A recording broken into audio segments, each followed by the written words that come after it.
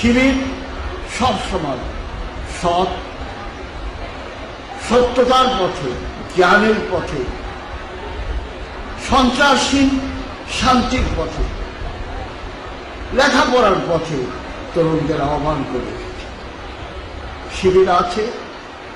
সেজন্য যারা সন্ত্রাস করে, যারা ধ্বংসাত্মক, যারা সবসময় দেশের অনিষ্ট চেয়েছে, তারা শিবিরকে পেরে ফেলার চেষ্টা করে এসেছে, কিন্তু তারা তা পারে না, তারা তা পারবে না ইনশাআল্লাহ। আমি একজন কবি, আমি আমার দেশের এই দুঃখ, দারিদ্র, সর্বনাশের মধ্যেও তরুণদের চেহারা দেখতে ভালোবাসি।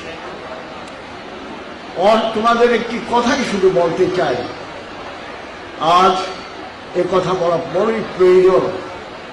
অসচেতন জাতি তাদের স্বাধীনতা রাখতে পারে না। সবসময় সচেতন থাকতে হবে এই মাটির প্রতি, এই ভূমির প্রতি, এই দেশের মানুষের প্রতি, এদেশের আধ্যাত্মিকতার প্রতি, এদেশের যে অতীত লড়াই, যে লড়াই অতিক্রম করে এসছে। আজকের সমাজ তোমরা জানো না কত রক্তপাত হয়েছে দেশে। শুধু বানভাসিতে কাদা নরম তা না, বহু শহীদের রক্তেও বাংলাদেশের মৃত্তিকা সিক্ত হয়ে আছে। কারণ এর একটা ঐতিহ্য আছে, এর একটা কোরবানি করার একটা নিয়ম রয়েছে, একটা ঐতিহ্য রয়েছে। সেই নিয়মে এগিয়ে যেতে হবে সবাইকে।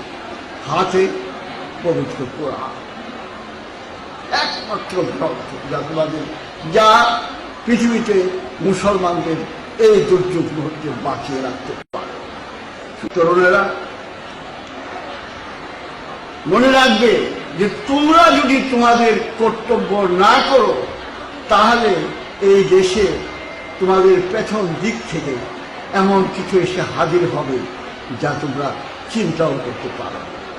মনে রেখো, তুমি অন্ধ, তুমি দেখতে পাও না, সেই জন্য কি বিপ্লব বন্ধ হয়ে থাকে? অন্ধ হলে কি প্রলয় বন্ধ থাকে?